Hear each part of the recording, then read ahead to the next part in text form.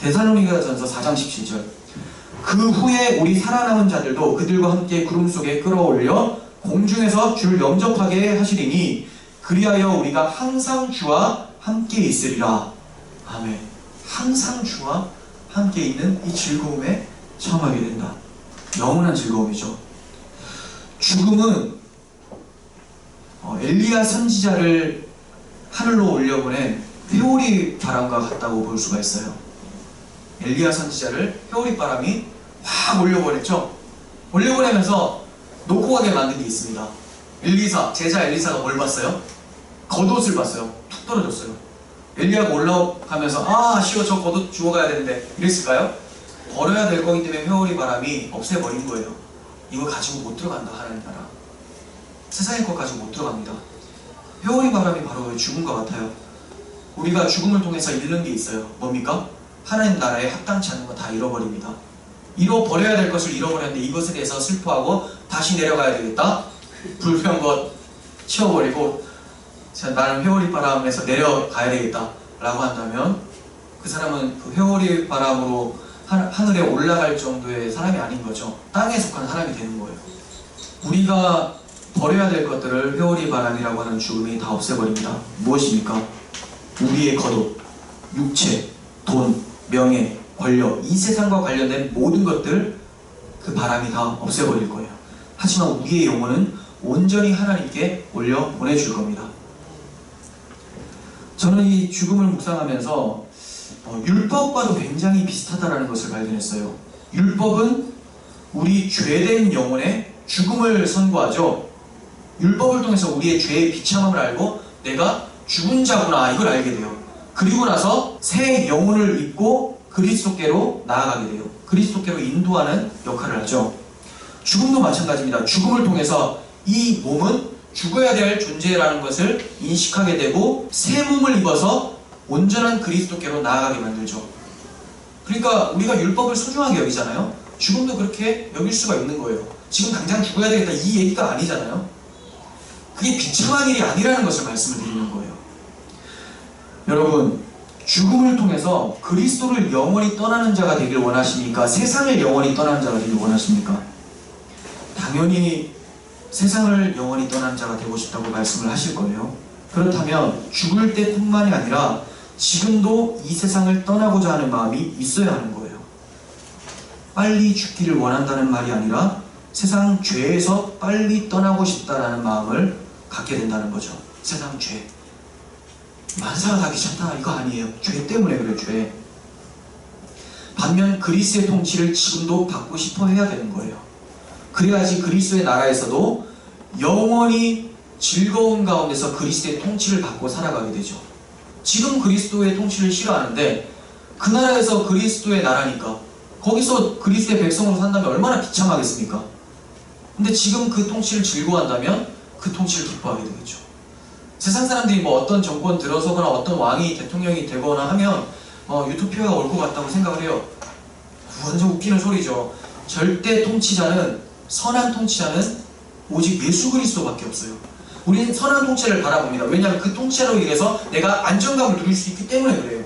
그래서 세상에서 어떻게든 투표를 잘하려고 하잖아요. 그게 맞아요. 그거 우리 노력이 맞지만 그게 불가능하다는 것은 알고 있어야 돼요. 조금 나을 정도는 할 수 있겠죠. 근데 본질 자체가 달라요. 하나님 안에서 안식을 주실 절대 통치자는 예수 그리스도밖에 없어요. 그러니까 이분이 온전한 통치라는 걸 안다면 우리는 그분의 통치를 즐거워할 수밖에 없겠죠. 그래서 지금도 그 통치를 받아가면서 내가 이걸 원했지만 이 절대 왕이신 분이 이걸 원하지 않는다는 것은 이게 당연히 맞는 거겠구나. 그래서 우리가 계속 육체의 종력을 끊어내는 것이고 그곳에 가면 이 유혹 없이 온전히 통치를 기뻐하는 상태가 된다는 것이죠. 그래서 이 땅에서도 그리스도의 통치를 즐거워하지 않으면 그리스도의 통치를 하나님 나라에서 받을 수가 없는 것입니다. 그러니까 정말 중요한 게 뭡니까? 그리스도와 함께 영원히 거하게 될 것을 바라보기 이전에 우선되어야 될 점이 뭡니까? 지금도 그리스도와 함께 있는 자여야 된다는 거예요. 예수 그리스도를 믿으시길 바랍니다. 요한복음 16장 28절 보겠습니다. 내가 아버지에게서 나와서 세상에 왔고 다시 세상을 떠나 아버지께로 가노라 하시니 주님이 아버지께로부터 나와서 세상에 오셨는데 이제 다시 가신다고 하죠. 십자가의 죽음을 통해서 죽으시고 부활하셔서 승천하신다. 보좌 우편에 앉으신다. 이렇게 말씀하세요. 그런데 혼자만 가시는 겁니까? 그럼 뭐예요? 그럼 오실 이유도 없죠. 주님은 오실 때부터 이유가 있었어요. 혼자 왔다가 갈 거면 왜 와요? 올 때는 혼자 가지만 갈 때는 데리고 가겠다는 게 전제가 되어 있어요. 그렇지 않고는 괜히 죽으시게 되니까 반드시 혼자 오셔서 다 데리고 가신다. 자기 백성을. 이게 요한복음 13장 1절에 있습니다.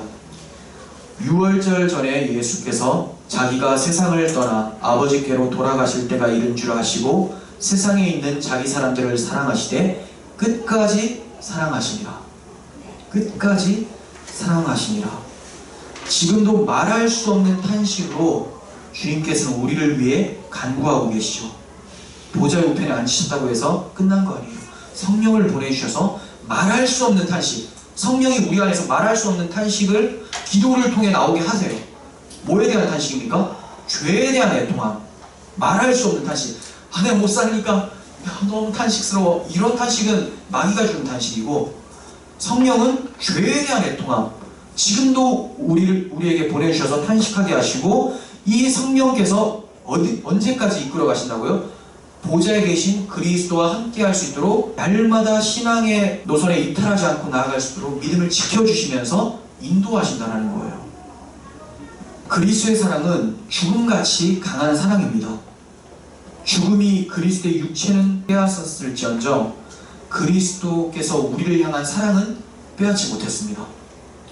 주님이 십자가의 죽음을 통해서 우리에게 말씀하신 것은 내가 죽을 때까지 너를 사랑하겠다가 아니라 내가 죽어서도 너를 사랑하겠다는 거예요. 우리는 사랑하는 사람한테 편지 쓸 때 죽을 때까지 사랑해야죠. 할 수 있는 게 그것밖에 없거든요, 사실. 죽을 때까지. 근데 그것도 거짓말이죠. 죽을 때까지 안 사랑하잖아요. 내일 되면 미워했다, 또 3일 되면 또 사랑하고 왔다 갔다 하는. 근데 주님은 죽을 때까지 사랑하는 것도 아니라 죽어서도 사랑해. 그 증거가 성령이에요. 지금도 우리에게 그 사랑을 베풀어 주셔서 우리가 하나님을 바라볼 수 있도록 하시고 세상에서 낙오하지 않고 믿음으로 살아갈 수 있도록 인도하고 계시잖아요. 이게 바로 확실한 증거 아닙니까? 여러분이 쉬어야 될 이 시간 가운데 어떻게 나오셨어요? 여가 시간을 즐길 수 있는 시간에 왜 나옵니까? 그리스도의 사랑이 여기서 입증되는 거예요. 어떻게 내가 여기 나왔지? 싫어서 꾸역꾸역 나왔습니까? 그래도 여기 안 나오면 지옥 갈 것 같으니까? 나와도 지옥 가요, 그렇게 되면. 왜냐면 즐거워서 나온 게 아니라 그리스도를 아까 사랑해야지만 가서 사랑하는 주님을 만난다고 했잖아요. 자발적으로 나온 거라고 저는 믿고 싶습니다. 네, 이게 바로 그리스도의 사랑이 지금도 우리와 함께한다는 증거예요. 주님이 죽어서도 우리를 사랑한다고 말씀하고 계세요. 그런데 놀라운 것은 우리에게 그리스도의 사랑을 촉발시킬 만한 그 어떠한 것도 준비되어 있지 않다는 것이 놀랍죠. 그리스도는 죽어서도 사랑한다고 약속해 주시는데 나는 그 사랑을 촉발시킬 만한 뭐 어떤 것도 가지고 있지 않아요. 진노를 살 만한 것은 엄청 가지고 있어요. 존재 자체가 진노를 살만해요. 근데 주님은 진노를 자기 몸에 부어버리시고 우리를 사랑으로 이끌어내신다는 거죠. 그러니까 우리가 먼저 사랑하신 게 아니죠. 주님께서 우리를 불쌍히 여기셔서 우리를 사랑하기로 작정하셔서 사랑하는 자가 되게 하신 거예요. 요한일서 4장 10절. 사랑은 여기 있으니 우리가 하나님을 사랑한 것이 아니요 하나님이 우리를 사랑하사 우리 죄를 속하기 위하여 화목제물로 그 아들을 보내셨습니다. 하나님이 사랑하셔서 우리가 이곳에 있고 그 사랑을 받은 것이 사랑을 말했기 때문에 사랑한다? 그거는 행위구원이죠. 보상이에요, 보상.